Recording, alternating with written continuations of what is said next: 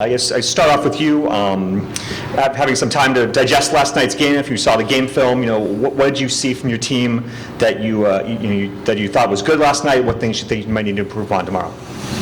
I was pleased that I thought that we handled this different situations pretty well. Obviously, the late goal in the third period being disallowed.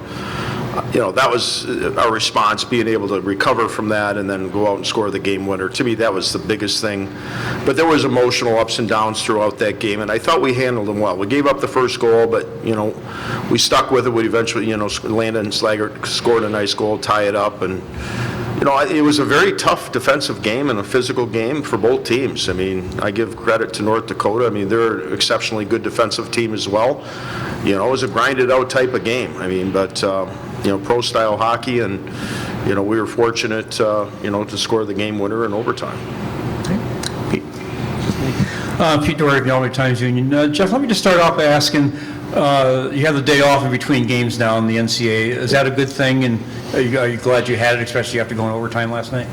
Well, if it had gone multiple overtimes, certainly, and I've said it in the past, like it happened last year where some of the top teams, because of television, play the late game, and then they have the disadvantage of playing the next day with, 8 hours, 10 hours less rest than the team that plays the early game. So, for me, this takes the onus off of, ESPN or television worrying about playing or putting teams that they want in prime time. It takes the onus off of that, which means that the top-seeded teams can play the late game for television purposes and still not have the disadvantage of playing the late game, followed by the next day playing the game, 24 or less hours later. So I think there's a real bonus to it. It may not stick out in our situation as much, but even so, it would have been an advantage. But Minnesota State was the higher seed anyway, so it's not as big a deal. Just for the players, how much film you looked at Notre Dame, and is it really, how important is that, or is it just more worrying about what you guys are going to do tomorrow night? I say Notre Dame at Minnesota State. I think we're going to get more into that tomorrow on game day, but the focus has always been on us. We're a really tight-knit group, so I think it's more just about our belief than anything else. I mean, it doesn't really matter who we're up against. We're going to bring the same sort of effort regardless. Coach, I was going to ask something similar, with the day off in terms of practice today. Is today a day of figuring out, assessing what you may have done differently in last night's game? Are you looking forward for today? Is that something, is today more of an inward-looking day in terms of practice and trying to get things going for you in the right direction? The majority of practice, we skated for 35 minutes out there today. It was mostly, just to get them feeling good again, getting their legs going. We touched on a little strategy at the end as far as special teams go, but other than that, it's pretty much just, and mostly walkthrough stuff. We didn't do any confrontational stuff. We have enough guys that got banged up last night and physical, so we didn't need to do much as far as, game situations. We just kind of did our normal Saturday skate when we have a 2-game series.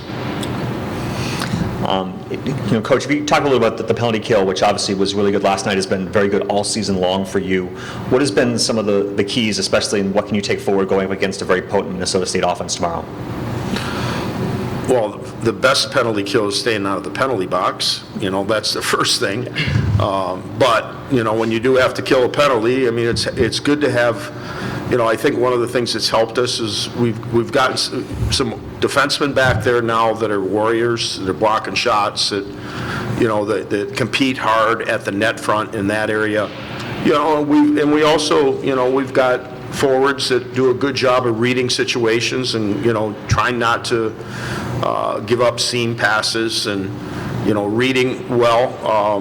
We've had a core group of like 6 to 8 forwards that have gone, and probably 5 defensemen that have killed pretty regularly for us, and goaltending is always a big factor. So and I give my associate coach Paul Pooley does a great job with our special teams, and we went into the year with the idea that we were going to play a little bit more read and pressure situations We kind of took a little bit out of the book of the Carolina Hurricanes with Rod Brindamore, who was a great penalty killer back in his days at Michigan State and in the National Hockey League. So, we try to get better every year and learn, from teams that do things that are successful. For the players, not being able to play here last year when you were invited, was that kind of a motivating thing over the summer and during the season to get back to the NCAAs and actually getting a chance to play? Yeah, absolutely. Like, having the season we had last year with all the ups and downs and then not even being able to compete was definitely tough.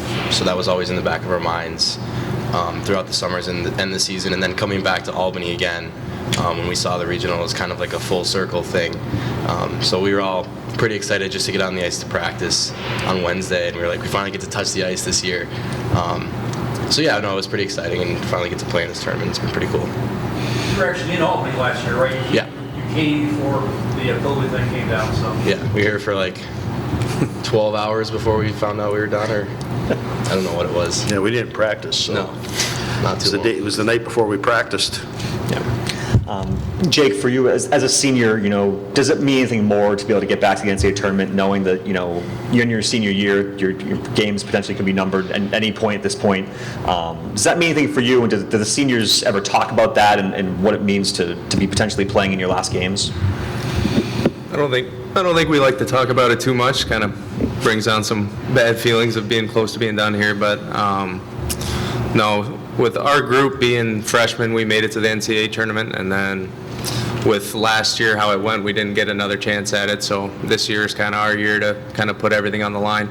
And we got a big senior class with the graduates we brought in. So I think our minds are all set, and our culture is strong. So we're going to do a good job here.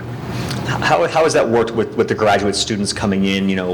Has it been a seamless transition? What's it been like for a member of the team that's been here for 4 years to have these players come in and make these contributions? What has that been like for you as a senior member? I think luckily we found some guys that all had great character, so they meshed with the group pretty much right from the start.